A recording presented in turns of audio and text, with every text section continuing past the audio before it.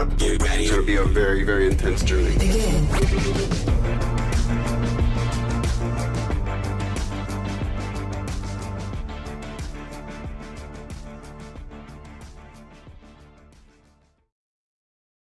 Hello, everyone, and welcome to episode 165 of the Frameskip podcast. I am Andie Eller, and I am joined, as always, by the two amigos. One is missing, but we've got two amigos here. George from Shortbox Summary. What's going on, George? I released an episode of Shortbox last week. It finally happened. I did it. I got that Spotify notification, and I was like, oh my god. It lives. What was it on? I did a 20-minute solo off the dome review of every current DC book that's coming out right now. And then I go into a half-hour, 40-minute discussion with this artist named Kevin Newburn talking about his pull list. So the way Shortbox is going to happen for the next few weeks, I'm going to give my spiel on like a certain publisher. This week is going to be Image Comics and everything I'm reading from them. And everything I'm not reading from them. So like all the the G.I. Joe, the Transformer books, which are spoilers fucking excellent. And the Geiger universe of the Ghost Machine imprint from Image as well. So I'm excited to talk about that. And then my buddy J.A. from the Last Comic Shop podcast, he came on to talk about his pull list. So I'm doing that for the next few weeks as I get actual episodes ready and in the can to start to do a weekly podcast. We're proof of how hard that is to do a weekly podcast. Yeah. But like, I don't know. I am really proud that like Austin, you're always game to. It's just like a literal scheduling conflict is like the issue. Yeah. Whereas like we just don't have the time to. I know you want to record it. Coach, I know you want to record it. It's a scheduling thing when you're not here. I know I want to do it. It's a scheduling thing when I'm not here. It's literally just like adult life getting in the way. With Shortbox Summary, it's like it's me. And like I have to schedule guests. And man, some guests are just like, yeah, I want to do it, but I just can't. And I'm like, okay, but like you said you would. So now I feel kind of boned for this episode. So I'm going to go to someone else like, no, but I want to talk about it. I'm like, you're kind like this is kind of like your window because like you booked it. And then now you're negging on your booking. So I'm trying to get to a point where I'm not relying on other people, but that means it's all on me. And man, that sucks. It's a lot of pressure. It's a lot of pressure. It's a lot of time to talk. I hate it here so bad. Yeah. We're also joined by the coach, Kyle Newman. Coach, how are you? I'm doing okay, man. One day at a time, doing good. Very good. Is that 5 on your hat? I mean, you're 5 out of 5, right? The Mach 5 speed racer. No, it's Kyle Larson. NASCAR. Nice. Guy. Very good. Yeah. Yes. So I stopped watching NASCAR for, like 10 years or something like that, right? As soon as, even longer, maybe, no. Well, as soon as Junior and Tony Stewart retired, there's just no reason to watch it anymore. And so this year, I'm like, you know what? I'm going to get into both open wheel and stock car. But what I really been getting into is the dirt track stuff. That's where everyone's going, man. So the World of Outlaws, stuff like that. And I found out that probably about 20 minutes away up in New Mexico, we have one. And the tour, the World of Outlaws tour, does stop there. So nice. Good times ahead. Yeah. So it's World of Outlaws is basically Mario Kart. That's all it is. Who doesn't love Mario Kart? That's great. Right. That's topical for this episode where we're going to be talking about the Nintendo Switch. But I just wanted to say, yeah, I used to watch, when I was younger, I watched NASCAR quite a bit. But you're right. Like I really haven't watched, I'd say, the past maybe 10 years, like 8 to 10 years, something in that time frame. But when I was younger, like teenager and younger, it was definitely a weekend watch in our household. So, it's funny. Yeah. Growing up, it was my dad and my brother would watch NASCAR, right? Yeah. And I was more open wheeled back in the day, like Indianapolis 500, all of them. Yeah. Like, always like just sure. Glued to the TV. That was our thing. And being in the West Coast, it started like 9 or 10 o'clock, Yep. So, but yeah, good times. You mentioned Tony Stewart. That is a name I have not thought about in literal decades. Yeah. Yeah. Those are the days, man. I was always a Jimmy Johnson fan, and it wasn't even when he started winning. It was because my uncle worked at Lowe's, and when Mike Skinner was in the Lowe's car back in, I don't even think it was the 48. I forget what number it was, but back in like the late 90s, my uncle would always bring me home these little like die-cast Lowe's, NASCAR cars. And like I said, it was Mike Skinner at that time, and I just always followed the Lowe's car because it was Lowe's, and became Jimmy Johnson at one point. So Yeah. followed him throughout the years, and once he retired, that's when I really, really stopped watching. But He's raced twice this year. I know, I saw that. Yeah. So The Daytona and then the 600 they just did, Yeah. and the last weekend of May. So right. Well, guys, it's been a few weeks. Seth is not with us. I'm sure he'll be around for some pod in the near future, but for now he is racing around a NASCAR track. He is actually become a NASCAR driver, and so that's why he's not here tonight. But we are here. We're not as lucky as he is. So, Coach, what have you been up to these past few weeks? Anything you've been playing, watching, reading, anything at all that you want to talk about? So I've put in about 25 hours. I think it's 25 hours of Mario Kart 8. Once I realized I was probably going to get the Switch 2, I'm like, well, let me get back into Mario Kart because I got to, defend my Rainbow Road, the one win I've ever had. But Yeah. then I started deep diving in Mario Kart World, and man, I think it's gonna hit hard. I think it's gonna do super well. We still don't know a lot about it. We don't know about this open world, like what benefits we get when we just cruise around. But the what's the mode where it's basically like Fortnite, like Knockout. yes, knockout tour. Battle or knockout tour. Knockout That's tour. what it is. Yeah. Man, I'm going to put a lot of time in that one, man. Dude, yeah. I cannot wait for that mode. That's probably the one I'm most excited for. And like I played a lot of F-Zero 99 when that came out, and it was a little too hectic for me. So I think this is going to be a good balance of that, though. Like it's going to be a good, 24 or whatever it is racers compared to 99. It's the same concept. So yeah, man, I can't wait for that mode.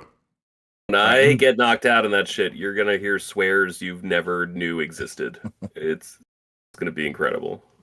Yeah. So, and I'm trying, and I was thinking, I'm like, they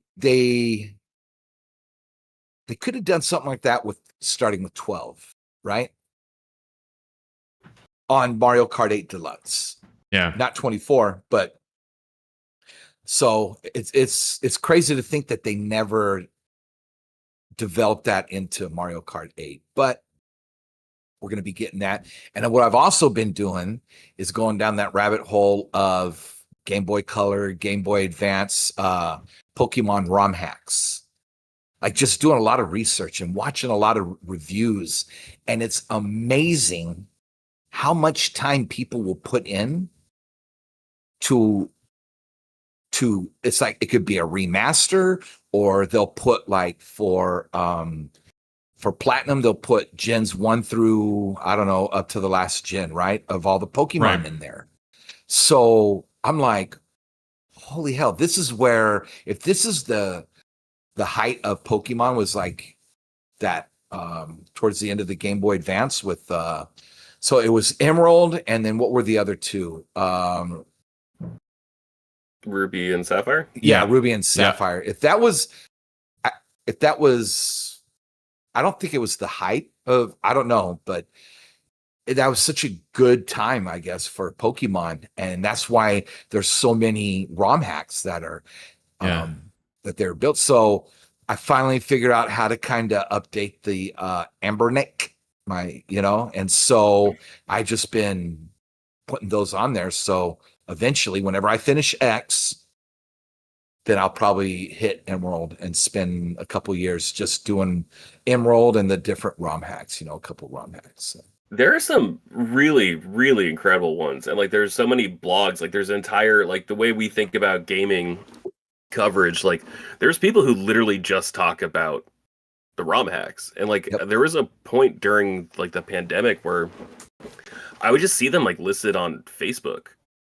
And like everyone was shipping. There was no like in stores, especially for Facebook, but there's no like go pick up. So I just started buying them like on GBA carts, and like I had my GameCube with my GBA player, and I would just like sit there and play ROM hacks on my TV. Like it was awesome. So there's this one, it's Emerald, but using Crystal's engine basically. So it's kind of like halfway. It's not that Game Boy Color. It's like in between the Game Boy Color and Game Boy Advance. Right. It looks so clean, and everyone loves that one. I forget the name of it, but yeah. So I'll be talking about those here quite a bit. So I'll be having fun, and they do quality of life. Here's some I bought. Sorry, I got green version, which is like a hack of like the original red, green, blue. So where did you buy that? Eruption version. Like this is like through Facebook Marketplace, and then eBay actually sells a bunch of these, and like they just do so many like reproduction carts. It's like here, like it just comes on like an actual GBA cart that you can just play on a GBA or how much did you pay for that? $30 maybe. Okay. $25. And you know what? For the person that did that, good for them. Yeah. Because they should get some money for what they did, right? That's awesome. And I'm all about that. Who needs fucking AAA gaming? Well, honestly, like, yeah, kind of. I'm trying to figure out, I think this is like a discussion we've had before where it's like, were the games better then? Or did you just like gaming more? And like more, like it's probably both. I think the answer is probably both. So like any GBA Pokemon game, I'm like, yeah, that feels right to me. Compared to the modern day shit. And some of the ROM hacks, like they'll have experience share, so they'll have the qualities of life that the newer games have, but it's a whole different world, man. Like there are a ton of games, and all you got to type in is best Game Boy Color or Pokemon ROM hacks, and then boom, top 10, and you just go through and just watch them and be like, okay, I like that one. You know what my favorite ROM hack is? The Seth's Lake House ROM hack. It lets you go through and one hit kill every Pokemon. You just light them up with your fists. That's right, dude. Hitmonchan. Yep. What's up, brother? How much? Just had a horrible, hellacious day at work. Just got home. Took a shower. So I know. See what you're up to.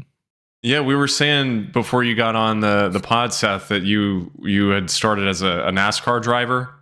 And that's why you weren't here. So I hope it was a good race today. Is there like a big NASCAR race going on right now? Like you were Poconos. I mean, you would know. Yeah. Yeah, exactly. That was a test. So real quick, before we move on, I was going to ask you about this, but there's this popular dirt track in Pennsylvania. I don't know if it's outside of Philly or what, but I was watching this documentary, and it doesn't matter who it is, but if you're coming from out of town and you're racing, they're the same as Philadelphia Eagle fans. They're rude, they're obnoxious, and I was all there for it. I'm like, yeah, that's Philly fans right there, man. Dude, Philadelphia is the worst part of Pennsylvania. I wish we could sever Philadelphia and give it to another state. Honestly, like it's terrible. It feels so New York, Connecticut coded. Dude, and like I haven't spent a lot of time in Pennsylvania. It feels so different than the rest of Pennsylvania. The second you cross in the city borders, it's a giant shithole.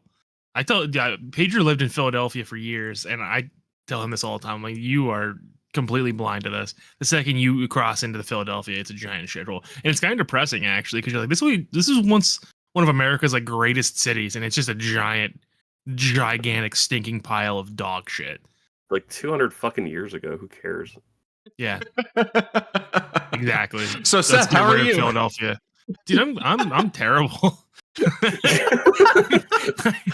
I had the worst day. I'm just trying to vibe now. Just trying to decompress. Okay. Um, Okay. Did we ever talk about your interview? How it went? Oh, my interviews went great. I didn't get the job though. I wasn't gonna take it anyway. So like, I started talking to the other people in the other positions and realizing that like I made more money than them. And then I'm like, nah, I'm good. Not worth And it. it was gonna be 5. It was gonna be 5 days a week. Caitlin got promoted though. Also, coach, is that a Nice. level 5 hat? No. Well, No, I see the 5. Is it a level 5 hat? no, it's Kyle Larson, NASCAR driver. Oh.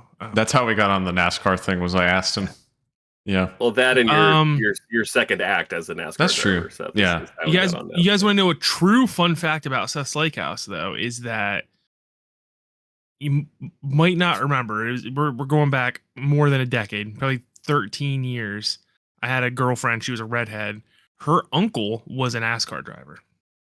Wow. Really? Yes. That's Did just you ever a go little- in the pits? No, he was retired by the time. Oh, okay. Yeah. So Her he parents were, probably like, really raced old. against old Earnhardt. Maybe. I don't know. I know they talked about how her dad lended him a bunch of money and never got paid back. And because I guess NASCAR is like a crazy amount of money you have to actually put in yourself to the cars and stuff. As far as like the famous track, I know there's a bunch of dirt tracks around here, coach. There's one right next to where I used to live. Nice. Yeah, really real nice, dude. Big fan. George, I'm going to go to you. Okay. So what have you been playing? What have you been doing? Nothing really. I'll be honest. I played Jedi Power Battles, the remake of that Star Wars game. That game fucking sucks. I can understand why you're not playing anything after playing that. Yeah, Really hard. 5-hour platinum. It's just notoriously unfun. Reading the reviews, I was just like, oh man, I love this game so much as a kid. It's like you were a fucking dumb kid if you thought that was a good game. Like I don't know what else to say. Game sucks.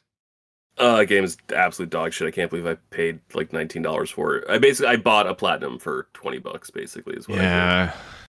And so that kind of ruined my weekend because it was so bad that I refused to do anything until I finished it. And then I did, and then I just deleted it. Maybe the hardest I've ever deleted a game off my hard drive, at least since Far Cry 6. And I'm playing this other co-op game. There's this normally super fun series of co-op games called We Were Here, where it's like it's basically an escape room with 2 players, and like you're supposed to just like match with randos, and like one of the only buttons you can press besides like an interact button is like a walkie-talkie button. You're supposed to talk through that. We didn't do that. It was my friend Colin. We just played on the phone, and we were stuck on this one puzzle for like 3 years. Now we went back to it once every 6 months, being like, "Can we do it now? Can we do it now?" And then finally Sunday night, I got back from Mission Impossible: Final Reckoning, and I had a few beverages at the movie, and we just said fuck it, and we just went for it, and we got through the hard part of the game. And so I'm hoping tonight to get through that to platinum it again. Unfortunately, Colin is the guy I'm in the platinum war with, so a game like this where we both get it doesn't ridiculous. matter at all. Yeah, no, That's ridiculous. It's completely like we both get one. But just playing like dumb bullshit games. I keep alternating between dumb old classic games. I'm like, oh, Medieval on PlayStation 1, that remake. Like that's like a 8-hour platinum. I should just play that.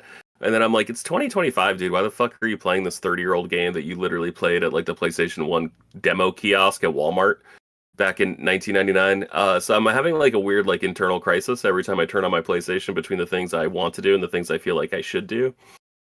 And I'm not happy, and we're all gonna die someday. So like that's basically where I'm at. Yeah.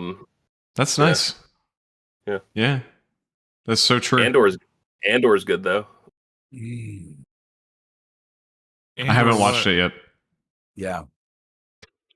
It's a perfect trilogy. Perfect trilogy. Yeah, it's good shit. Yep. Seth, what have you been up to?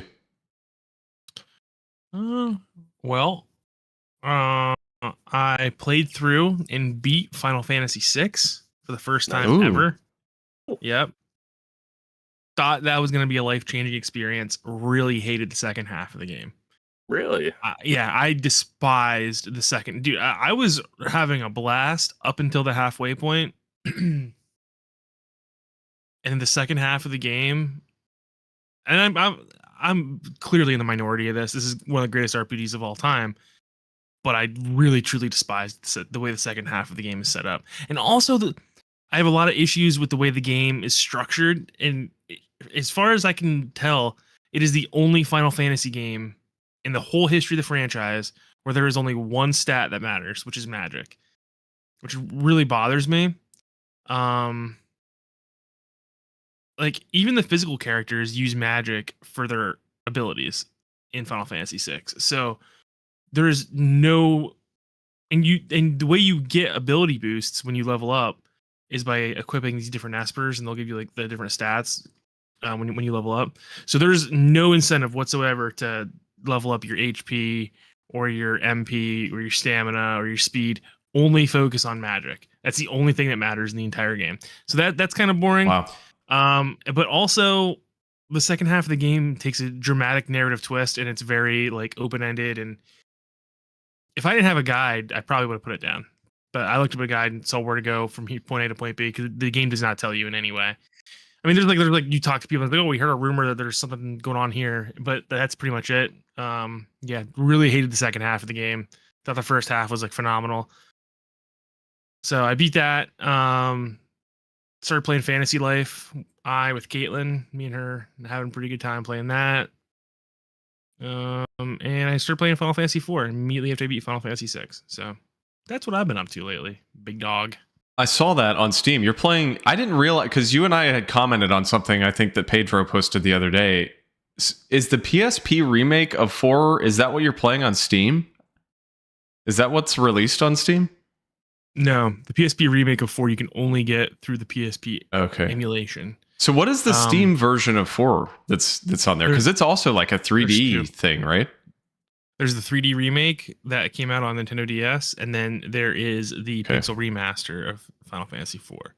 The thing is, though, is that if you talk to big Final Fantasy IV fans, the PSP version is generally the one that's recommended because it's considered the complete version, and also it's like it's a whole remake. It's a whole 2D remake. They did all the sprite work and everything. It's crazy. It looks gorgeous.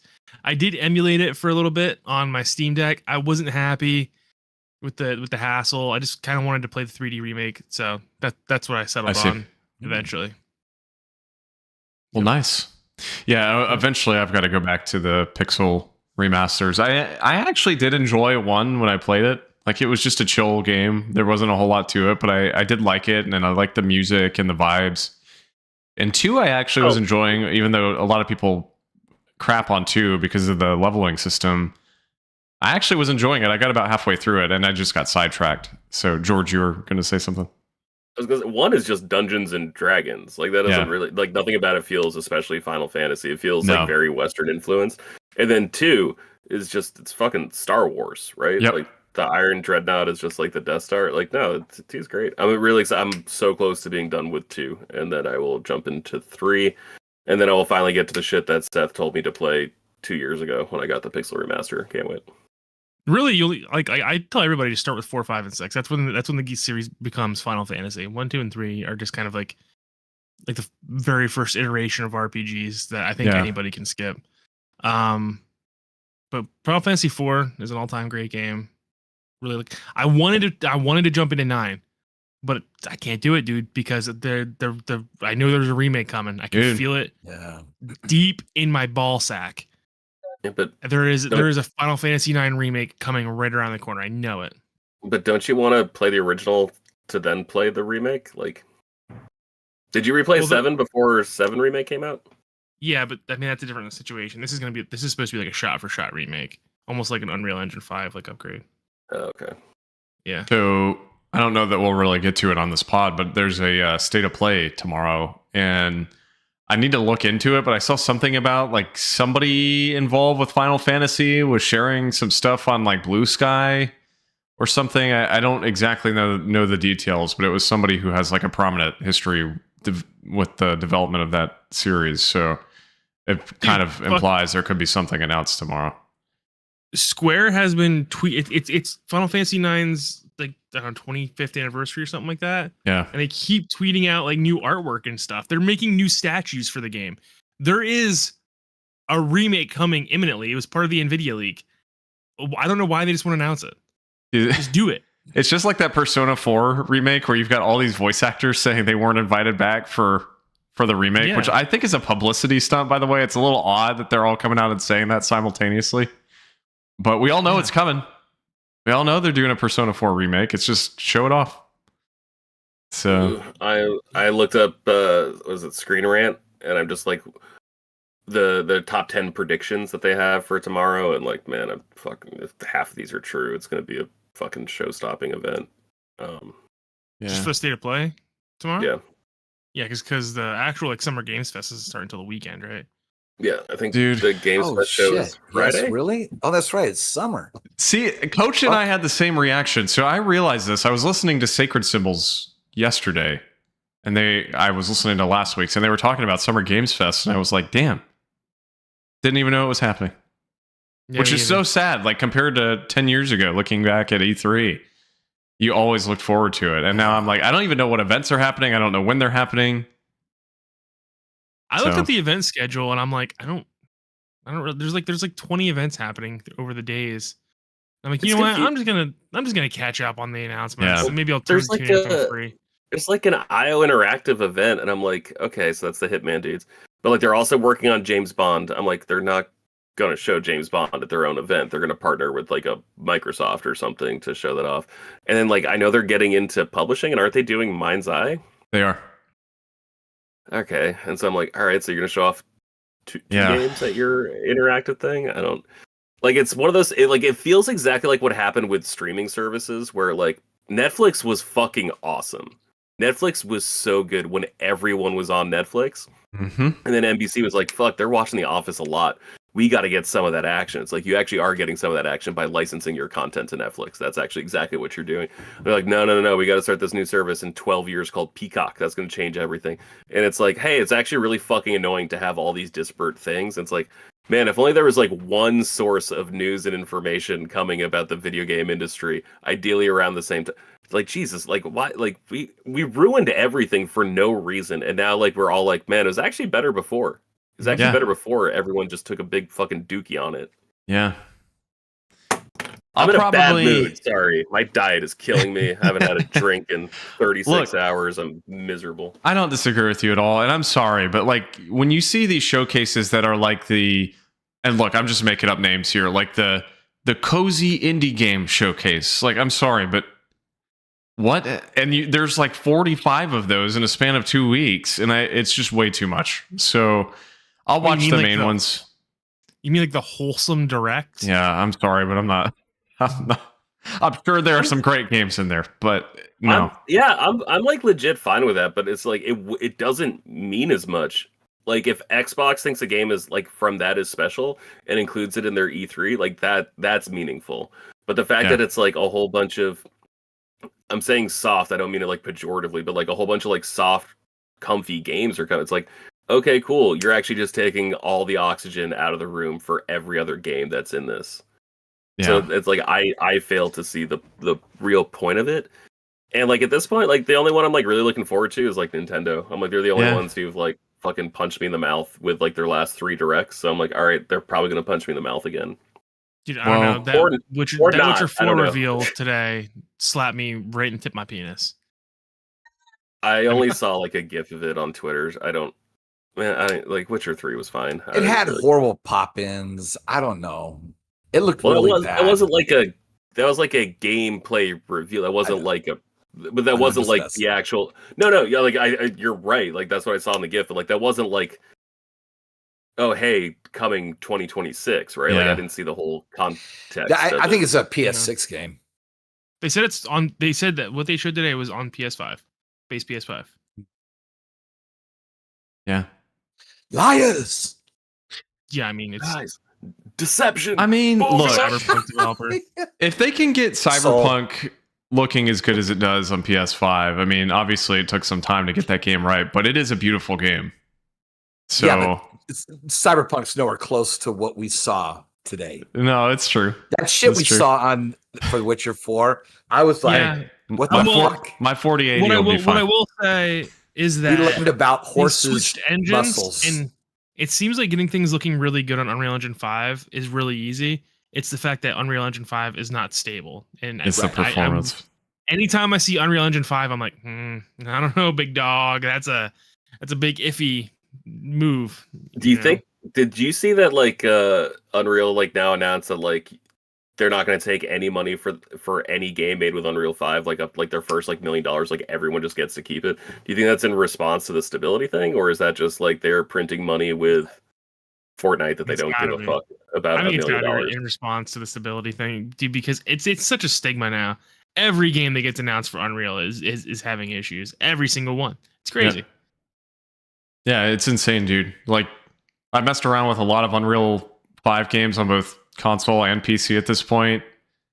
And like, I knew something was seriously wrong with that engine when Fortnite could not run at a proper frame rate on my computer, which is a nearly $3,000 computer. So, Also, nearly 3,000-year-old game at this point. yeah, it's just ridiculous. So I don't know. I hope Unreal 6 or whatever they drop next like fixes those issues, because I mean, obviously graphically, like Unreal Engine 5 games look very good, but performance wise, you had Oblivion recently has like horrendous performance issues, and it's gorgeous, but it does not run well at all. So Nope. Sure doesn't.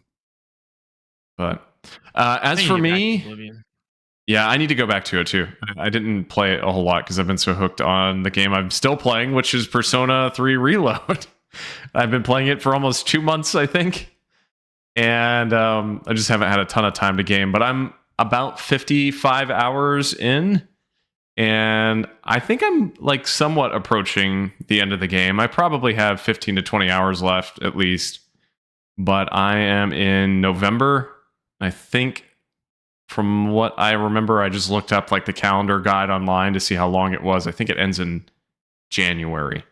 So I'm not too far off. I'm only 3 months to the end of the game. And I got to something a day or two ago that like shook me to my core. And I don't know how I never got spoiled on this. It's without saying anything else, and you'll know what I'm implying when I say this. It was a death that takes place in the game, and like just incredible. I really like how dark this game is compared to 4 and 5. And 5, frankly, is pretty dark too, but this game is like brutal at points, and I'm loving it. I'm really, really enjoying it. So I don't think I'm going to play The Answer. I think I've decided once I get to the end, I'm not, you can pay like the 15 or 20 bucks or whatever for The Answer, which is the expansion at the end. In the PS2 version of the game of FES, it was just like an add-on that was like an extra 30 hours kind of epilogue type thing. And I've been looking up all these reviews about the remake version of it, and apparently it's just like 30 hours of grinding and 10 minutes of story. So I'm gonna look up a story like plot thing on YouTube and just so be it. But there's really not a whole lot there. No. But I'm loving it. Yeah, that's really all I've been playing, to be honest with you. Just focusing on that on my Steam Deck before Switch 2 drops. And I highly doubt I'll beat it within the next 2 days. So I'll certainly keep playing along with Mario Kart when that comes out. But I'm loving it. Have you been go ahead. Have you been keeping up with Tartarus? Always. I always get good. And this is always my strategy with Persona games. Anytime there's a dungeon or whatever it may be, I always do like straight shot in one day. The second it unlocks, I'll just go through and get to the barrier on the first day. That's always the first thing I tell people, because that's what got me in Persona 3. That's why the ending of that game did not hit me as hard, because I was so exhausted from running through Tartarus. So I love it though. I'm really looking forward to seeing what they do with the series. I'm curious about 6 because it's been so long since 5, and I do want to play Metaphor at some point. I know it's not a Persona game, but I feel like within the next maybe 6 months, I'm gonna start at Metaphor. So, and then Did quickly, you do the crossover, the Fire Emblem Crossover. What the hell was the name of that game? Tokyo Mirage Sessions? Yeah. No, I never even bought it. I don't know if that's a rare game or anything. I need to take a look at that. So I don't know if that's necessarily a great game though. I never remember hearing too many people talk about it. Well, originally it came out on the Wii U, remember? Yeah. So of course it died there just because it was on the Wii U. But I wonder how it did once it got ported to the Switch. Yeah. That was an early Switch game too. That was like within the first year or two, I think.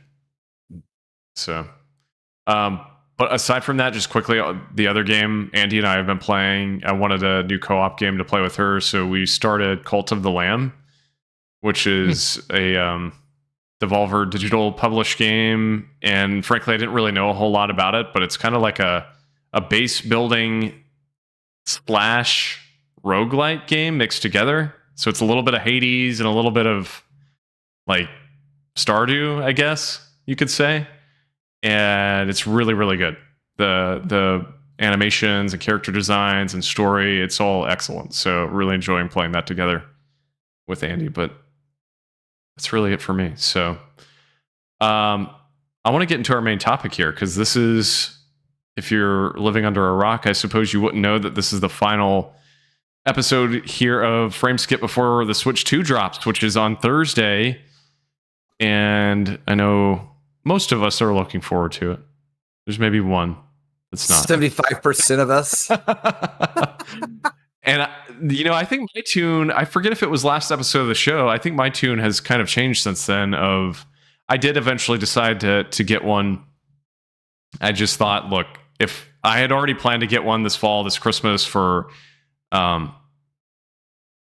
Age of Imprisonment, the new Hyrule Warriors game, and Kirby Air Riders. And so I was like, look, if I'm going to get one in December, it's not really going to make a difference if I get one now or 6 months from now. So I just decided to go on and bite the bullet. So I'm getting one. George, I know you're getting one. And then Coach, you're getting one. So we'll have some feedback on Switch 2 in the coming weeks. Although Coach, it'll take a little longer for him.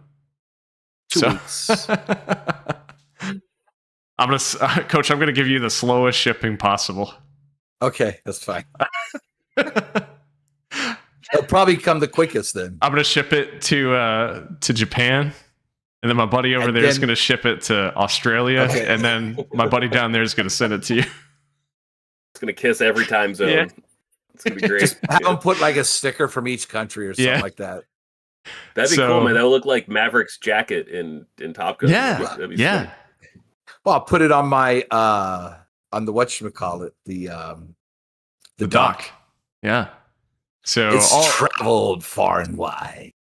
all joking aside, though, like I said, we'll definitely have some thoughts on that moving ahead. But I wanted to really focus this episode because this will really be the last episode of Base Switch. I wanted to focus on Base Switch 1, and kind of look back on this generation and what we've liked, what we haven't liked. It's been 8 freaking years, which seems like it's been forever for a console generation. I mean, like, I was thinking back, and we'll just start with my first kind of question here. I wanted to ask you guys, where were you when Switch 1 dropped? And I don't mean like physically, I mean just like in life.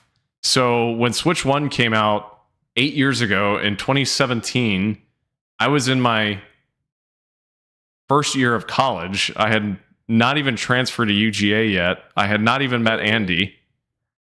And so that's where I was. Like, I was living at home. This very different lifestyle. Jesus Christ. It just seems forever ago.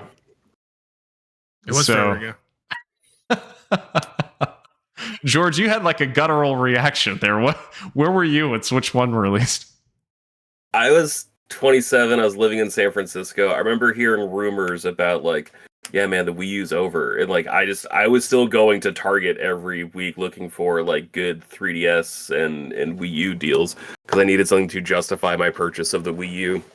And more importantly, to justify me bringing the Wii U with me to San Francisco from Maine when I moved there for my grad school program. And I remember hearing rumors, and I remember I was an intern at this agency called Cutwater. when like that Switch 2 or sorry, when that Switch trailer dropped. I just remember watching it like 3 times in a row. I'm like, I think this is cool. I think this looks neat. I think this could be a hit. And then most popular video game console the last 10 years, right guys? Yeah. Do you guys remember, this is like really pulling me back. First off, it was called the NX before Switch was coming out. We were all calling it the NX. But do you remember when everybody was theorizing what this thing would look like, and that guy put together this fake 3D printed version of the quote-unquote NX that looked like a PSP? It was like a PSP that was like a little more pointy on the edges. And everyone was convinced this was the Switch, what would become the Switch. And it was not. It was just some guy made this 3D printed little mock-up of whatever he wanted and shared it around online. And that thing went viral for like a week. And he came out eventually and said, "No, guys, this was a joke, and you all fell for it."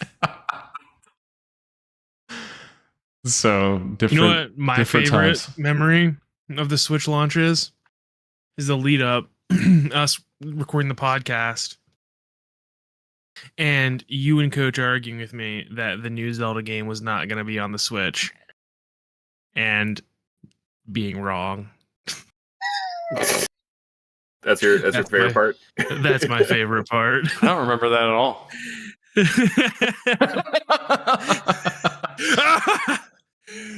I do remember saying the Switch was going to fail.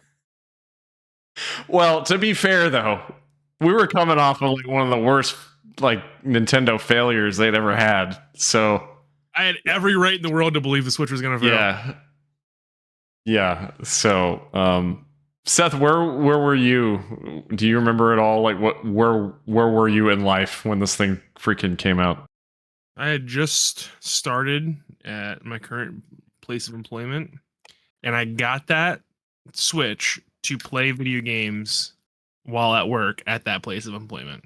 I was still living with Watson at the time. Yeah, that's really. I mean, that's there's not a really interesting story. I have bought and sold 4 Switches.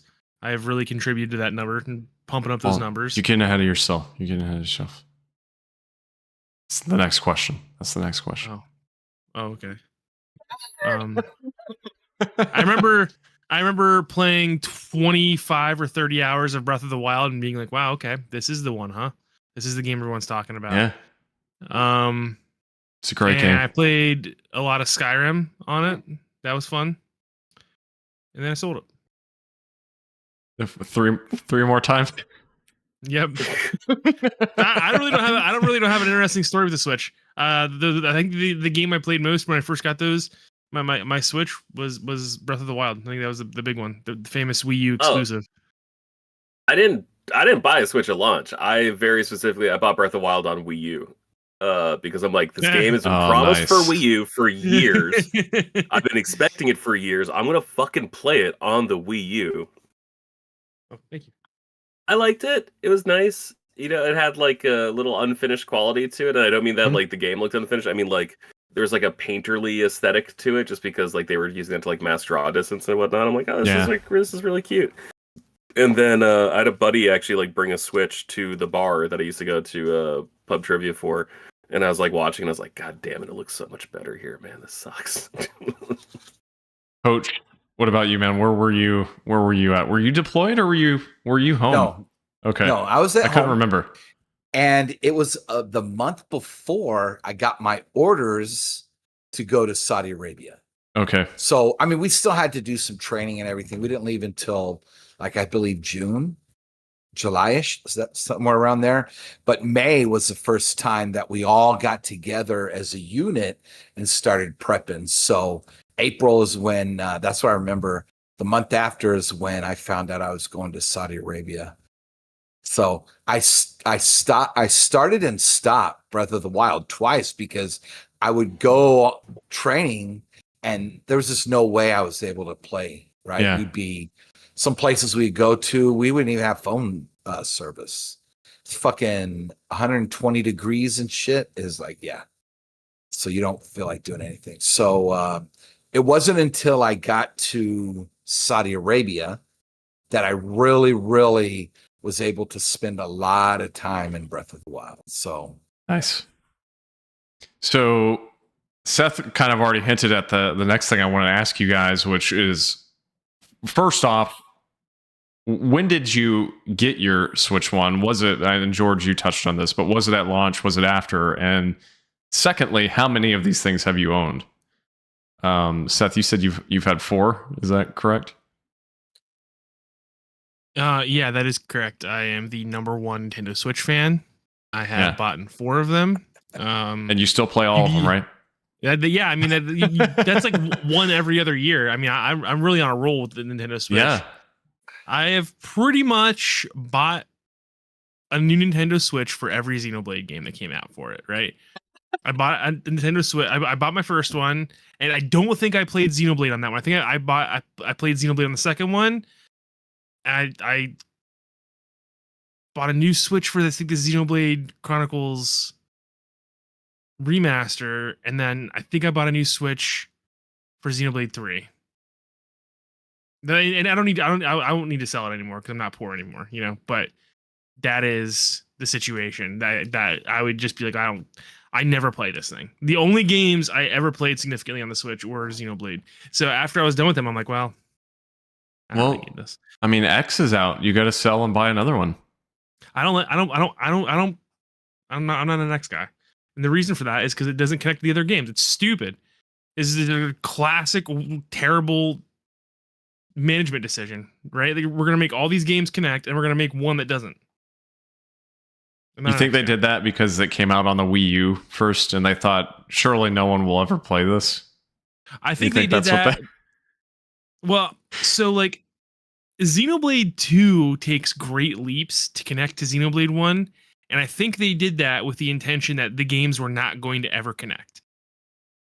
But I see. Newsflash. Yeah, I guess now they do. I so guess now you X, got one that doesn't. Thinking about it, I guess I kind of forgot, but X was the second one because 2 came out after X. So 2 is phenomenal. So did you get your Switch day one, or was it a later purchase? Me? Mm-hmm. No, it wasn't day one. It was like shortly after that. Okay. Coach, I don't even remember where. how many have you owned? Too fucking many, man. How many do you still own? I got 2. That's not bad. That's not bad. One bought on accident. That's right. You just bought all of this month. Yeah. All right. So I bought the first one, right? Day one. The gray one. Then I believe the next one I bought was the Animal Crossing, right? We all had to have the Animal Crossing. Of course. It was a COVID must have. Yep. And then, of course, I got a light. Caitlin was mad at me because I bought the Animal Crossing one and sold it. Oh my God. So then I traded in my light and Animal Crossing to get the OLED, which is what I still have, right? And then yeah, I have the Scarlet and Violet at my son's house right now. Nice. So, but I'm Brand not new. opening that motherfucker up. 10 years from now, it's gonna be money. George. It's gonna be money. Had a launch Switch, or not a launch, I guess like launch year Switch. I bought one because of Mario Odyssey. Like nothing gets me more hype for a Nintendo console than like a 3D Mario game. And so I saw Odyssey. My mom had visited and she left me like $100 as like, you know, just like a mom gift. And I was like, yeah, fuck it. I'll get a Switch for $200. Like that sounds kind of nice. And just took that. I had like just graduated from my graduate program. And I just started like my first job with that. And I had like way more income than I was used to like outside of school. And so I just went, grabbed that, got Mario Odyssey, Mario Kart, and I think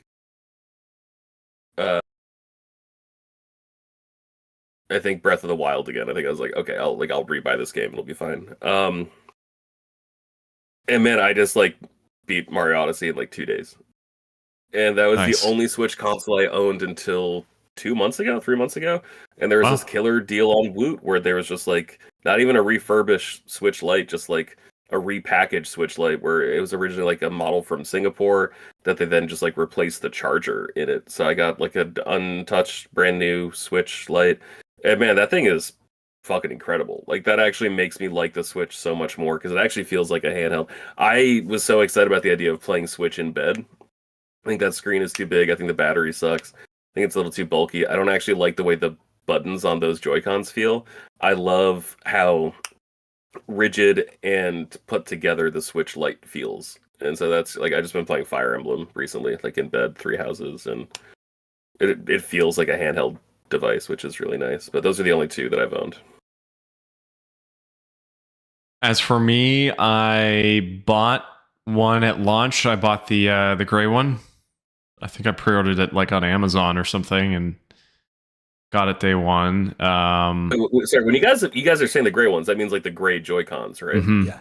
Yeah. Oh, that's so fucking no. I got the red and blue, man. Fuck that. That one is so much cooler. I wanted the red and blue, and I think it was sold out, if I remember right, when I did my pre-order. I never had it. That was the one Andie got eventually. But so I got that day one. I held on to it until COVID. And you know, if you remember right, before the OLED, this has kind of been forgotten now, but before the OLED, there was a V2 Switch, which was the one with the bigger battery that had like twice as long of a battery compared to the launch model. And the Animal Crossing one was one of those. So yeah, but wasn't the real reason behind the V2 is because there was like a non-fixable exploit to hack the Switch? Probably. I don't know. Yeah. To be honest with you. You could use a paperclip and hack the Switch. That's what I did. That does sound vaguely familiar. I think you're right. But in addition to that, the battery was like considerably longer. So I did get the Animal Crossing one when that came out, day one, right in COVID, start of COVID. That was such a good Switch. That was a good. It was. And the Joy-Cons, man. Dude, I've brought this up on the podcast before. I'm like mildly ashamed of it, but at the same time, like, look, if some sucker wants to pay this much, I sold my original launch model Switch when I got my Animal Crossing one, but that was right when COVID started and everybody wanted a Switch for Animal Crossing and they were selling out everywhere. So I sold my launch model Switch 3 years after it came out for $480 on eBay.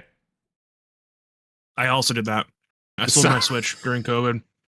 Those were the days, man. Those were the days. Yeah. So that's what happened to my launch Switch. And then eventually, I guess it would have been 2 years ago now, I bought the Tears of the Kingdom OLED. So I've had three. I've always wanted the Lite though, like just to have. It seems like a nice little system. And like playing Steam Deck recently and just feeling like the lack of Joy-Cons, like how it's just a thing.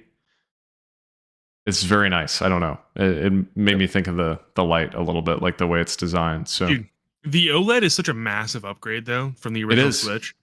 When I play Caitlin's Switch, I'm like, this is disgusting. Yeah. Take it away. Give me my OLED. The original, I don't know, man. I don't think I could ever go back to that thing. We still have, so Andie also got the Animal Crossing V2 when that came out. So we both upgraded both of our Switches. So there was a point where we had four Switches in our household. But yeah, she kept the Animal Crossing one. So it's still boxed away. I sold mine when I got my Tears of the Kingdom one. But I'll have to go back and look at the V1 and just see what it looks like compared to the other. Did I ever tell you guys about how I was like an Animal Crossing smuggler when the lockdown was happening? No, because I was like semi-dating the GameStop girl at the time, and GameStop was like really trying not to close their doors to the point where they got their business license revoked. I remember. If you guys remember that, right? So people were like, "Hey, we know that like you're tight with this girl, and she was the manager of GameStop. Can you get us this?" And I was like, "Yeah, sure. Venmo me some money. I'll drop it off at your door." And I was like getting people their copies of Animal Crossing to get drug dealer. Oh my god! Were you making a profit, or was it literally just cost? It was just cost. I was just doing it for fun. It's You're a just- bad. You'd make a terrible drug dealer. But okay. Well, I also got my buddy 2 copies of Final Fantasy 7 remake. 'Cause I don't know if you guys remember, that also came out exact that time. Remake. I think remake came out the week of the lockdown. Like it was a terrible time. Great time for me. I had a blast playing it, but A great time for your business as well. yeah. Well, it was not a business because I made no money. Well, I mean, like the toilet paper business. His nonprofit, Oh, Like your organization. your actual In that business. way, yeah, I made so much money during COVID. I made so much money. It was great for me. People just bought so much dude, toilet paper. What a crazy time. My what a crazy bonuses time. were nuts. Like, I'm sorry, but did the thought ever cross anybody? Just buy a bidet. Just buy a bidet. You would think at some point. I'm just saying. I apparently did not. It was, dude. Our warehouses were full. We were making it way faster than people could buy it. We just couldn't ship it out fast enough. It was crazy. All right. Well, back on topic here. Games, of course. I think looking back at Switch 1, you know, the library to me is incredible. I think there are just so many games on that system that hold up extremely well. And to me, I mean, it's certainly recency bias, but I think it's got to have one of the best Nintendo lineups of all time when it comes to, especially their first party games, would be my opinion. I don't even know what it's in competition with. Like, Yeah. the DS maybe. The GameCube is just like weird games that I might like more, but like this is the most GameCube console Nintendo's done since GameCube, right? Like, and like N64 has like some pretty high highs, but like that's like not a super deep lineup for games. So it's like SNES, DS, maybe. Yeah. It's fucking incredible. Like, what a catalog of games on this thing. No, I mean, it's insane. Like, I've got, not that I have that many, but just on the shelf alone back here, I've got like 75 Switch games, and a good bulk of them are first party. I'd say like 70% of them are first party games, and I still don't have everything I want to own. Yeah. I mean, it's really a great lineup. But Seth, you know, I think I already know your answer to this, but what were some of your favorite games? Maybe like top 3 from Switch. Xenoblade 2. Xenoblade 3.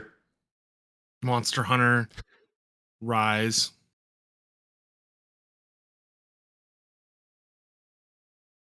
I don't have Xenoblade 3. I hated Xenoblade 3. What? I did. You didn't know this? I despised Xenoblade 3. Yeah. Was it Dude, we were talking about it. The characters are in a fantasy setting wearing modern clothes. It bugged me relentlessly. Is there no my healer was wearing like Jordan high tops? It was crazy. And is there no trails in the, I don't know, trails in the restroom or what? Well, like there's got to be one of those games on the Switch. Yeah, there's you can name one of those. There's quite a few, but I'm not gonna sully myself by playing it on the Switch. Are you kidding me? I play that bad boy on my PC and my PS5. Get out of here! I'm not playing that on the Switch. Okay. I want to have a neck crank looking like this for 150 hours straight. No, I'm good, dude. Xenoblade 2 and Skyrim. Carpal tunnel playing it on my fucking PC. It's gonna be great. Yeah. like a real man. Yeah. Coach, top 3 Switch games. So, of course, Breath of the Wild, Tears of the Kingdom, right? So, and I enjoyed Tears of the Kingdom just a little bit more, right? I love hunting some Linos. Mm-hmm. Like, once I learned how to fight them and I figured it out, oh, best damn thing. You like Tears of the Kingdom more than Breath of the Wild? I do. That's crazy because I feel like I never hear you talk about Tears of the Kingdom at all, but you talk about Breath of the Wild all the time. No, definitely Tears of the Kingdom. No, for sure. And then rounding out the third top, the 3 spot is Tropical Freeze, man. It's a Wii U game. Donkey Kong Tropical Freeze. I don't like it. If you don't like his list, you're really not going to like my list. George, what is your list? Breath of the Wild, big dog. Skyward Sword HD.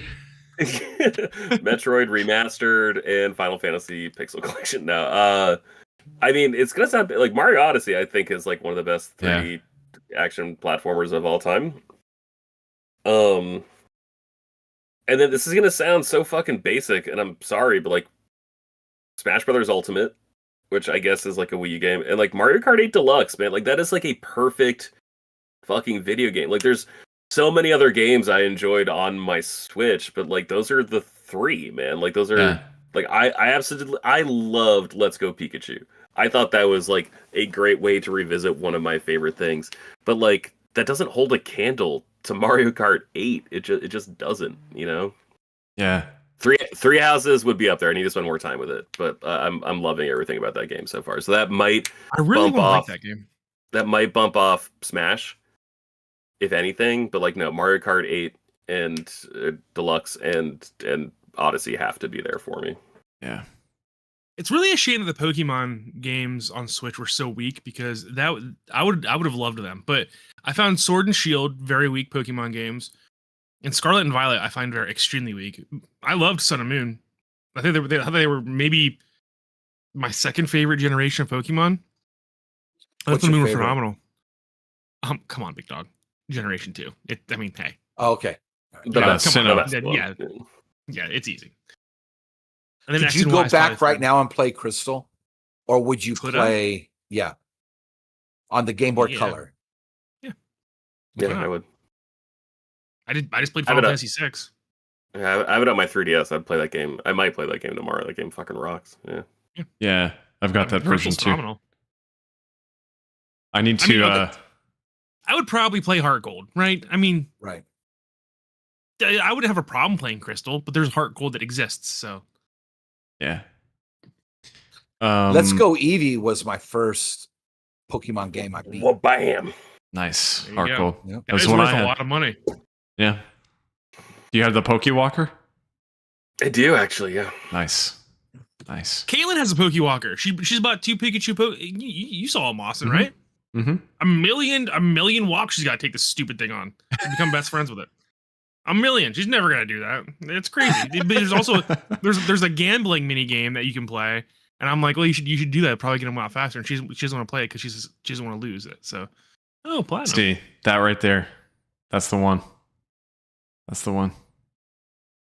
As for me, Oh no, it's empty. there's nothing in it. A box only. The case is probably still worth $40. I mean, Right. No, my cart's in my game, not my Game Boy Advance, but my 2DS. Can I break up the conversation and be honest with you guys for a second and be really sad? Yes. Let's do it. Adults have ruined Pokemon for me. Oh, in hell every yes, way. bro. I loved collecting the Pokemon cards, and it is such a bloodbath out there right now that I genuinely just want to buy a pack of Pokemon cards and fucking open them, and you can't do it. I'm not scalping them. I want like, once in a while when I go to Walmart, maybe grab a pack of Pokemon cards. I am 4 cards short of the 151 complete collection. That hurts me in a deep part of my soul. And also, just make more, Nintendo. Come on. Yeah. How about you guys just keep printing the current Pokemon card set until the scalpers go bankrupt because it's so readily available? It's an easy problem to solve. There. And Can my I- thing about I that just is wanted to get it out because of my chest. the last 48 hours, I've seen so many videos of these fucking scalpers, bro. Like, it They're is fighting outside obnoxious. Costco. Oh my God, man. Yeah. And so grown men too, like grown fucking loser men. Mhm. But remember during COVID when fucking everybody bought up all the toilet paper and shit, Never all the forget. paper towel? Same Yeah. thing, but worse, man. That And paid the for thing Seth's, is that paid for Seth's house. Yeah. Yeah, exactly. These are for kids, bro. Like, this shit's for kids. And that one, I would start shit with someone. If I was in the store and I saw that, I'd fucking probably Yeah. take some shit and give it to a kid. I saw a video yesterday of a guy that pulled his cart up and literally was pushing every set and pack into his cart at the opening of Walmart for the new Pokemon set. There's like 20 people behind him. and someone reached in and grabbed one out of his cart. He didn't even see it. He had like $4,000 worth of Pokemon cards in his cart. No, it's That's ridiculous. Come on. I'm with you. I am so close to completing all of 151. I am so thankful that I bought the shit that I did. Like I bought like the Zapdos promo set. I got like the Snorlax, like the booster box. I bought I think 2 of those booster boxes, and I got like the Mew binder shit. I am so close. I need like 8 additional like art cards, like the bonus cards from like the end of the set, and I'm missing like a fucking Vulpix or something, like some random common that I just never pulled despite opening 25 packs. But man, 25 packs was like all I was able to open, and I don't get it because like Magic the Gathering has booster boxes of 36 packs. And Nintendo decided for this set to not release booster boxes. And it's just like, are you fucking kidding me, man? Like, you didn't think this was going to be big? Unbelievable. And like, I'm constantly looking at TCG Player and I'm like, hey, you should just buy like that missing Squirtle full art that you don't have because it's only going to get more expensive. And I just can't like bring myself to do it. Like, I need that Charizard, right? Like the beautiful mystical flying one. And like when I was looking, I'm like, oh, it's kind of expensive. It's like $90. Now it's like 250. And I'm like, fuck. Like I'm just boned. I'm just never gonna get that card. Yeah. For my favorite Switch games, I mean, gosh, I could go really anywhere, but just to kind of be different, I'll say Breath of the Wild, Animal Crossing, which was just like a whole experience. I honestly didn't play as much of that game as I thought I would. I played about 120 hours. What? You went out for a little bit, but you're back. Oh, I played about 120 hours of Animal Crossing. But God, Andie played like 600 hours of that game. She played so much. And then this one, like, I tend to forget about, but then I think about how much I loved it. Metroid Dread. Dude, that game was something special for me. I don't know what it was, but I just adored that game. Like in every way. It was, I could not put that game down. I've really been wanting to go back and play it again. So they put a update for it. I forgot what was in the update, but they have updated. It's like a super hard difficulty, if I remember right. Yeah. So, whoa. I love that game. Let me ask you this, Mr. Austin: if there's one Animal Crossing game that you go back and put like 100+ hours into, which one would it be? I mean, probably the new one.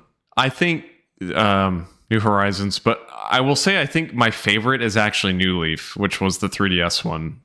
And as much as I love New Horizons, I think I'm not as big on like the designing stuff, like designing your island and like doing the terraforming and like building the rivers where you want them to be and stuff. And none of that was in New Leaf. So to me, it was like simplified enough for me. And I didn't really need all the additional like customization stuff. So I could go either way, but probably the new one would be the best one. So well, when the first one comes out on the GCN, the GameCube, Nintendo Switch Online, are you gonna play it? Oh yeah, dude, I love that first game. It's really good. I actually played it a little bit right before New Horizons came out. I bought the GameCube copy, and I played like a good bit of it. It's great. The thing I love about the older ones is they're so limited content wise that you can easily just play like 30 minutes a day and be like fine with that. Like, yeah, there's enough there where you don't feel like you have to keep playing for like hours every day, which is kind of what New Horizons became, which is fine. But I kind of like that more simplified experience. So, games you still need to play. I wanted to bring this up too because again, we've talked about the size of this library. Seth, is there anything you still want to play from Switch that you never got around to? No. Coach, is there anything you still want to play from the Switch that you never got around to? Yeah, probably Three Houses. Definitely Three Houses. Yeah. That's on my list too. George. I unfortunately have a ton just because like I'm predominantly like a PlayStation gamer these days. I've never played a Pikmin game, man. Like I think I played maybe 20 minutes of 2 on like a friend's Wii. That was one that had like the play controls, like the Wii motion controls added, I think. I would love to play because all 4 of them are available on Switch, right? They are. I would love to go through that. I only played like 5 hours of Marvel Ultimate Alliance. I like got so burnt out on that game. I didn't think it was very good, but I'm also like, did you really give it a fair shot? And the fact that like there's been no more Marvel Ultimate Alliance content, I'm like, maybe this is it. Maybe this is the last one we're gonna get, and you should fucking eat your vegetables and learn to enjoy it. Fuck, I never played the Mario Rabbids games. I feel like I'm missing out on that. Luigi's Mansion 3, that's the big one. Yeah. I never played that either. It's a good, fun game. Not hard, not difficult, but just good, you know? Yeah. It's beautiful. It's super good looking for a Nintendo game, right? Yeah. My list is pretty similar to yours, George. I've got a few similar games. Pikmin 4 I put as the main one, but I never played 1 and 2 either, and I have the physical of all of them. I played in 1 of 3, but that's the only Pikmin game I've ever played. So 1, 2, 4, I need to play Xenoblade. Darth Biscuit 116 in the chat just said this too. He said he'd like to play any of the Xenoblade games. I played a lot of 2 when it came out on Switch. I probably got 50 or 60 hours in and just got sidetracked with something else, never beat it. But I really just want to go through, play start to finish 1 through 3 and X, and get through that series. Fire Emblem 3 Houses, another one that like I played a little bit of, maybe 10 or 15 hours, but not enough to really get a solid opinion on. Need to go back to that. And then Luigi's Mansion 3 would be my last one. So a lot of games, man. A lot of games. So I mean, one thing that is really exciting though is like these games aren't like I have like a huge physical collection, and so like okay, like Switch 2, like I'm just gonna play them there. Yeah. In theory, they'll Yeah. perform better. So like I'm glad that it's not like PlayStation 3 to PlayStation or PlayStation 2 to PlayStation 3. Like these games are gonna work. So I'm excited, and hopefully just like having new hardware and like I'll feel guilty enough to actually play these games. Yeah. It'd be great. Well, dude, it's like even if they don't run better too, just having that larger screen, the bigger Joy-Cons, like there's something about having that too, where I'll probably be more likely to go back to some older games just because like the screen is there's more real estate there. So, and certainly we'll get the upgrades. Like I didn't put it on my list because I knew it's getting an upgrade and I'll be playing it soon. But Echoes of Wisdom was one I didn't even touch. I have it. I didn't even touch it. So I'm looking forward to playing that on Switch too. Oh, Advance Wars. Sorry. Yeah. I forgot about that. I don't have that one. That's one that I never grabbed. What was the reason it was delayed? Was it Ukraine and Russia war? Yeah. The start of it? Was that the reason why it was delayed? Yep. Yeah. Interesting. That was a crazy time. Yeah. Biggest surprises. I don't know if anybody, if people have things they want to add in here, but it doesn't necessarily have to be a game, but it could be like something with the hardware that surprised you, or it could be a game. Anybody have anything they want to put for that one? Just worked as advertised. Like you could slide it into the dock and it would immediately pop up on your TV. Like it felt like it felt magical doing that, right? Like it felt like because AirPlay had been around for years, but like it felt like it actually worked and worked the way you wanted it to. Yeah. That was mine. I guess I was surprised that even though they didn't look the best, but like AAA games like The Witcher 3, Doom Eternal, they all ran on the Switch. You know? Now, of course, it's not the game to play. I mean, there's other systems to play that on that's going to look a lot better. But if that was your only system, and you could play Doom and Doom Eternal. Yeah. And what's the other one by Machine Games? Wolfenstein. Yeah. Yeah. It is pretty impressive those games were on there. But that's a developer thing, though. So it is. And then you've got Pokemon Scarlet and Violet on the same system. So, and I'm surprised that Star Wars Rogue Squadron has not made it on the Switch. If you keep saying it enough, it'll happen. It'll happen. I guess so. It literally wrote Nintendo in like 2011 2010 maybe, asking them like, what's the fucking deal, man? Like, when is this game coming to Virtual Console? And to their credit, like, a real person wrote me back. It's just like, dude, I totally get where you're coming from. I love that game. Please keep your eyes peeled for any announcements coming. It's like, bitch, it's been 14 years. When's it gonna be my time? Seth, did you have anything for that one? Anything that surprised you or that you liked about the Switch in particular? I would say that I was surprised at how good the Pro Controller is. The Pro Controller is a really phenomenal. That's a good answer. Controller that I love. I'm actually using it to play Fantasy Life right now. Yeah, I'm having a good time with it. It's really a great controller. I love that thing, man. I had one that did eventually go bad on me because I used it so much, and then now I've got my Monster Hunter Rise Magnum Allo one that I bought when that game came out, and I've just been using that for years. But I did get the Pro Controller for Switch 2 because it's got those back paddles on it, and I really like that. So, and I figured, look, like it's the only controller I'm ever going to be using on the thing, so I figured I might as well spend the money. The battery life on the Pro Controller is like insane. I don't know what it's made out of. Maybe the souls of the departed. I don't know. It's really, really phenomenal. Yeah. I like that. That's a good answer. I agree with George. I was going to say the docking and how like easy it is to be playing something and instantly switch over. And what's really made me appreciate that more recently is this freaking thing, the Steam Deck. The docking is horrendous on this thing. Yeah, it is. If you're playing a game, like I've of course been playing Persona, as I mentioned earlier, and you try to dock it, you gotta go in and change the resolution in the game and change the settings to make sure it still runs well at that resolution.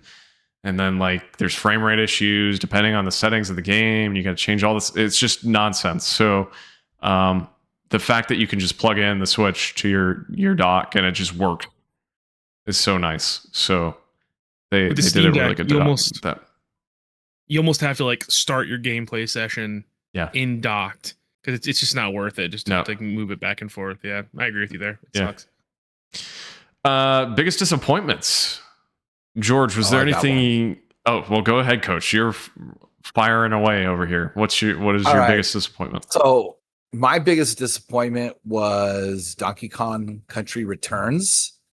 How that is a full-priced game, $60, right? And nothing was added to it. Not like at least with Tropical Freeze, you got Cranky Kong, right? No. It wasn't Cranky Kong. It was Funky Kong. Yeah. So you got him, right? And he made it a little bit easier to play, right? So at least they added another character to it and for Tropical Freeze.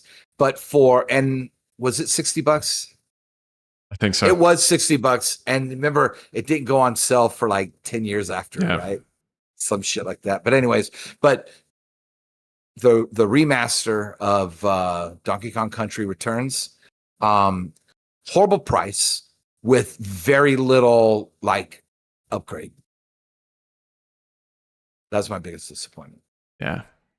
And graphically it had issues, right? Like I know the resolution was higher, but I know there were things that were like graphically present in the original game that either they removed on purpose or when they made the upgrade got removed, like some lighting problems and like stuff with the clouds and things like that got all messed up. So, well, wasn't the remaster of the 3DS version though? Might have been. Because it had the extra level or something like that. I don't know. Yeah, it was just like I'm like, really, Nintendo? Is this what we're doing now? Like Pikmin 1 and 2 was $40. Metroid Prime was Remastered, 40. Yeah. So and then all of a sudden now it's 60. So yeah. George? Joy-Con drift, right? Like that was, and that is, it's super disappointing because like they announced that they're not doing the Hall Effect joysticks for Switch 2, and it's just like, hey, this is actually like really, I guess like the only stumble they really had hardware wise was Switch 1. So you thought they would have like tried to get out ahead of it and like maybe try to justify that higher price tag, but they just didn't.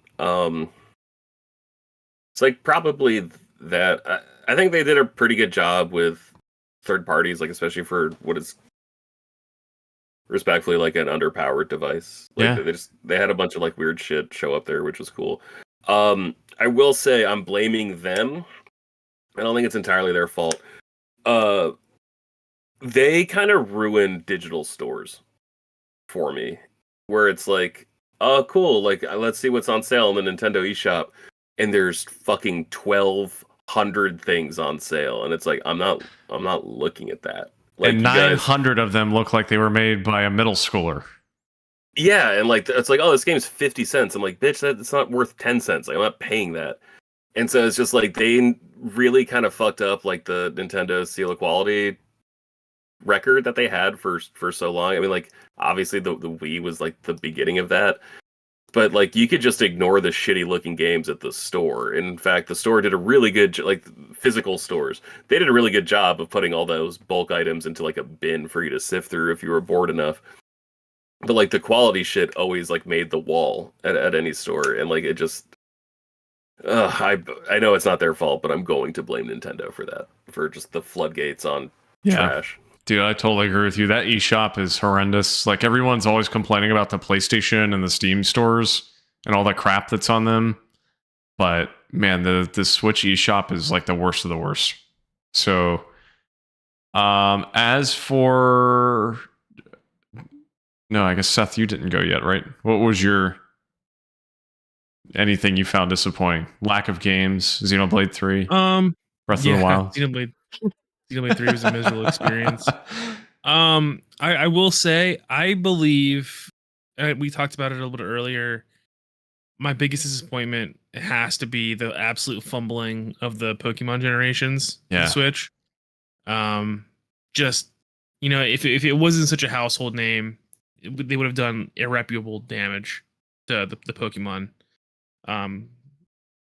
series. And it's just like, now we're in a situation where like we don't really know what to expect with the next generation. There was a point in time before the Switch where you knew what you were getting, you knew the kind of quality you were getting when a Pokemon generation came out, right?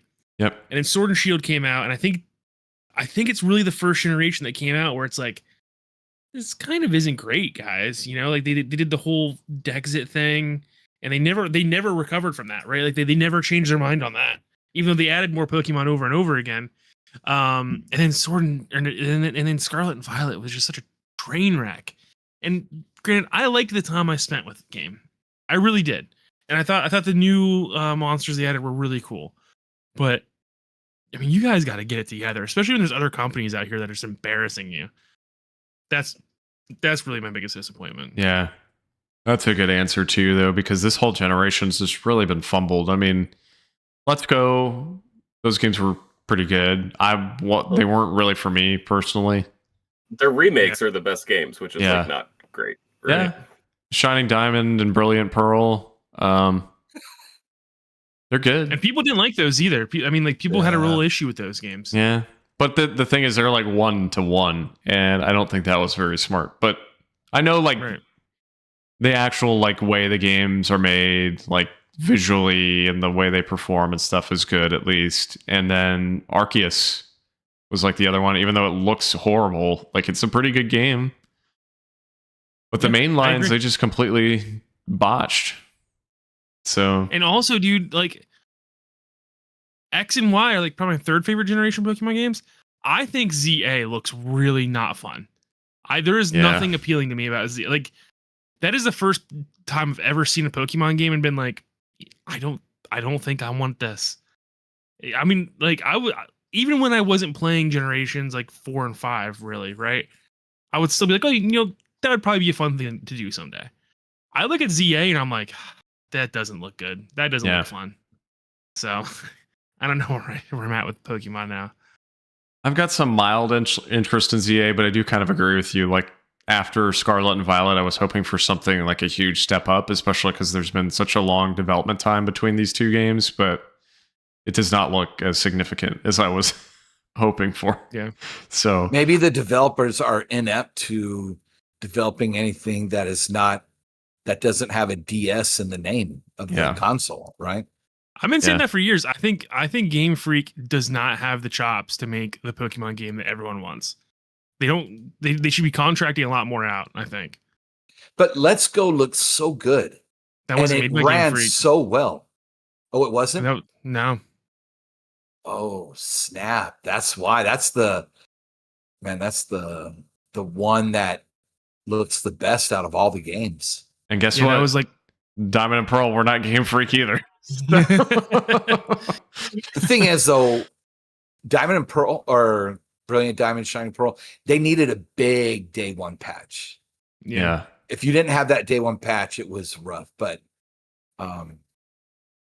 Yeah. so I mean, that's a good take, Seth. I like that take. So for me, I'm still I think NSO has actually gotten pretty good now, especially with the expansion pass, but I still think that a lack of virtual console proper, like in 2025, to not be able to buy Super Mario Brothers 3 for $10 or whatever you want to charge for it. I don't know, but to not be able to buy these games and just own them is really frustrating. The thing I like about Sony's offering right now with their similar service with the PlayStation Plus, like Extra or whatever it's called, they're releasing these classic PSP and PS1 games, and you can buy them still.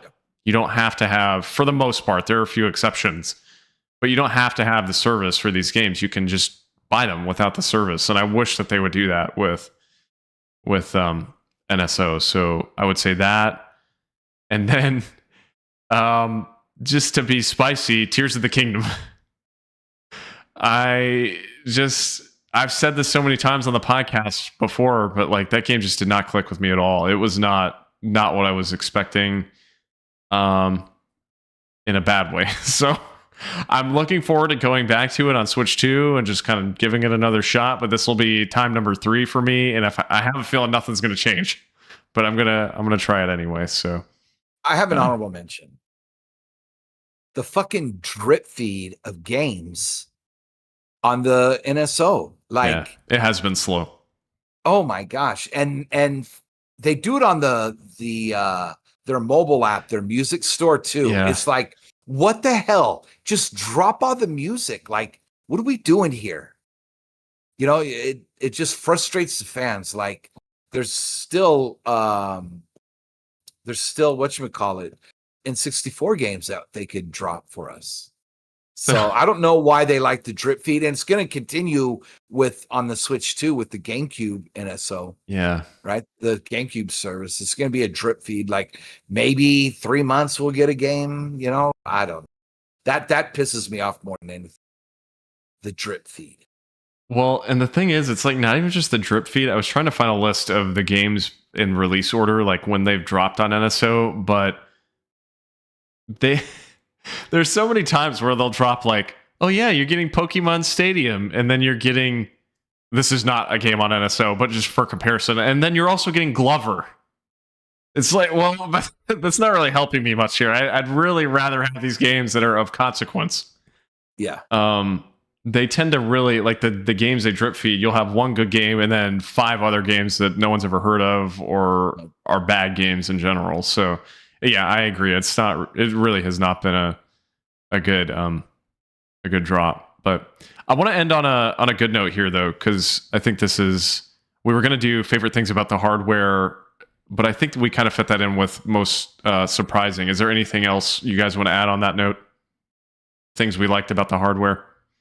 Okay, no. So let's end on something else then, which is hidden gems on the console. You know, we talked about favorite games earlier. What are some games that, you know, maybe didn't get kind of the mainline love that you would recommend for people just now coming into Switch 1 or looking to play some Switch 1 games as we look ahead to Switch 2? George, what are some hidden gems on the Switch? I think it's quietly maybe the best place to play Bayonetta. Like that entire series. I'm not even like a huge action gamer person, but I just remember that game coming out on PS3 completely busted, playing pretty well on 360, and the fact that like Nintendo just outright stole this game series is pretty amazing. Also, this is gonna sound fake. I swear I mean it sincerely. the Kirby games and the Princess Peach Showtime game. I've got like a 5-year-old niece. She's going to be 6 in a few weeks, and she loves hanging out and playing video games. And like Kirby Star Allies in particular is a perfect Kirby game for someone who doesn't play video games very often. And Princess Peach Showtime is fucking awesome. So like this is like a really good. And I know not all kids need games like this to get into games. I know this isn't how we got into games, but it's really cool that Nintendo really gives a shit about onboarding young children to games, and they did a great job with the Kirby games and fantastic job with Princess Peach. Yeah, I need to play Princess Peach still. I need to grab it just to have. So it's cute. Like it's not challenging. It is fun. The coolest part about it is that like how varied it is. Like you'll go from like a Robin Hood type level where like you're beating the fuck out of people to like a cake decorating level. You know, like there's so much variety in the game, which is great. Like you never get bored, and like it feels manic and crazy like a kid does. So like they really nailed it. Seth, anything that you can think of that were like smaller games or lesser known games that you enjoyed on Switch? Nope. Coach. Xenoblade 2. So at the beginning, remember one of the first games that was available was Blaster Master. Yep. Right? Blaster Master Zero, right? Yeah, Zero, and then 0, 1, and 0, 2. Or 0, 1, 2, and 3, right? So for those that need that, back then that needed that old school itch, because we weren't getting like old school games on there, but we were getting new games that had that old school feel. That's a series that that has that. So I think that's a hidden gem for those that are looking for that Super Nintendo, Sega Genesis fix. Yeah, that's a good answer. Those games are really good. I always wanted to play Azure Striker Gunvolt, which is like somehow connected. And it's kind of like a Mega Man X looking game. Yes. So, yeah, I believe there's 3 of them, but yeah. And they started on the 3DS as well. Mm-hmm. Yeah. That was that Way Forward? Or am I mistaken? Maybe it's not. No, I don't remember. think it was. Okay. It's a good. Darth Biscuit in the chat said Mega Man X, ZX Battle Network games are perfect for Switch players, and then he said No More Heroes also needs some more love. I kind of forgot they released those games on Switch, to be honest with you. Yeah, add that to my list of games I still need to play. Is the No More Hero games. I've never played any of those. 1 and 2 were Wii games, and the third one's really not great. I love No More Heroes. It's a great game.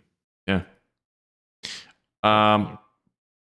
Gosh, there's so many I could go through. I mean, not really hidden gems, but the Switch is the perfect place to play Ace Attorney. Every single Ace Attorney game is now on Switch. So you can play the original trilogy, you can play the sequel trilogy, you can play the Great Ace Attorney Chronicles, which were 2 spin-off games that were based in like 1800s Japan. And then they've just finally released the Miles Edgeworth games, which one of them was only in Japan until last year. And that game came out like 15 years ago in Japan. So Ace Attorney, just as a whole, Switch is the perfect place to play those games. Gosh, I like the Mighty Gunvolt, or Blaster Master rather, pick, Coach. Fast Racing, Fast RMX. That was a launch title, and there's a new one coming out at launch on Switch 2, Fast Fusion. But I would still recommend Fast RMX if you're not grabbing a Switch 2 or if you haven't played it. That game is really, really good. Or even if you are grabbing a Switch 2. Yeah. Yeah. And it still holds up. I just played some recently within the past couple of weeks. It's still gorgeous. So that's a great game. I'm trying to think what else I would put on the list. There's just so many to choose from. I would also say Golf Story. Golf Story came out early on. And the Switch. Golf Story is great. Yeah, that's a great call. Yeah, similar to the Mario Golf on GBA, kind of like an RPG game, but based around golf. Loved it.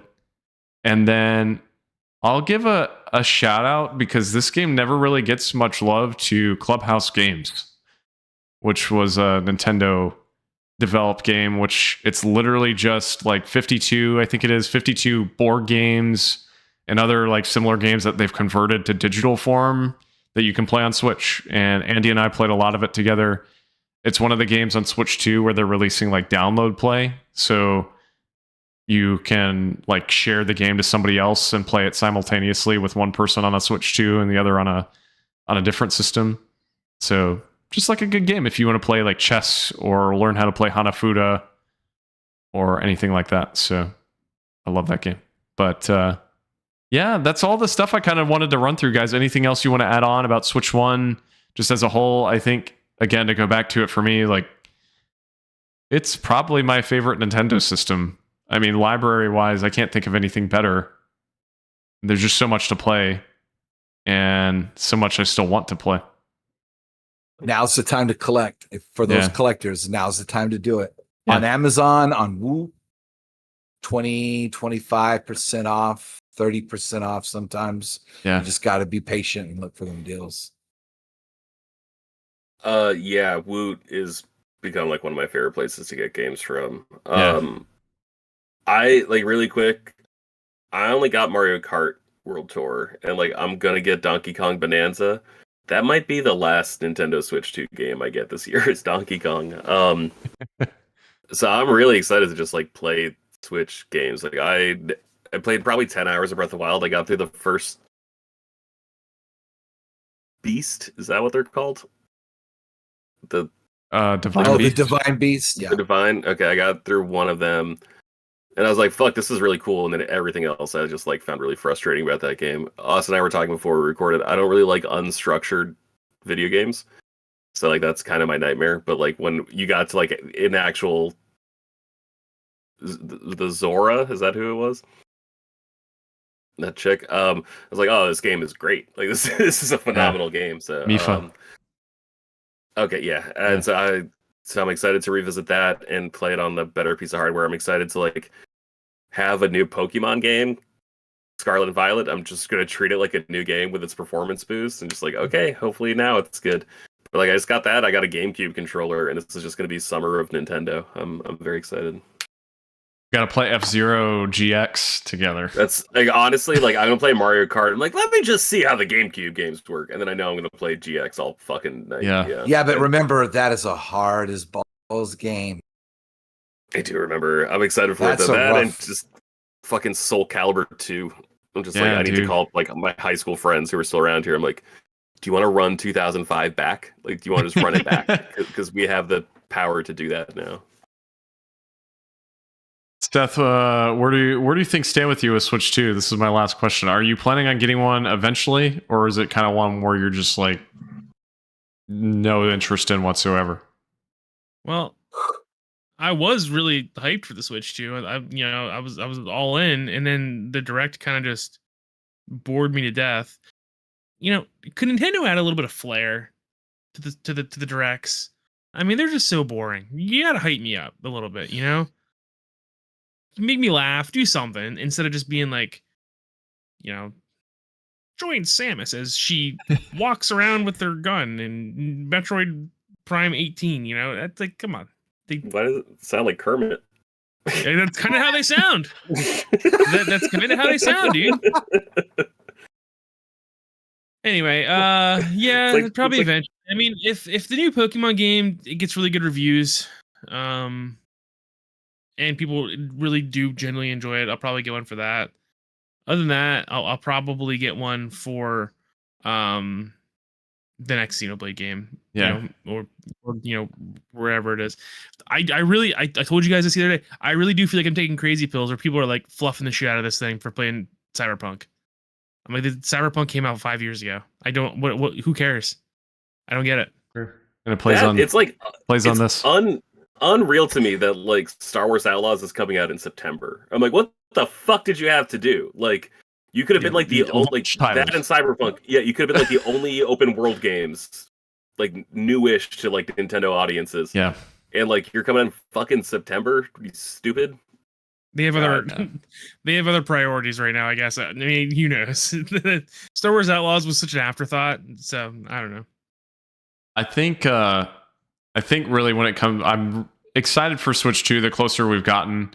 I think really what my strategy is just going to be, though, is like first party or games that run considerably better on Switch 2. I'll get there, but for the most part, I'm still going to stick to Steam Deck and PC because being able to buy one copy and just like go from Steam Deck to the ultra high quality version on my computer is just not a comparable experience to Switch. So, but there's enough first party for me.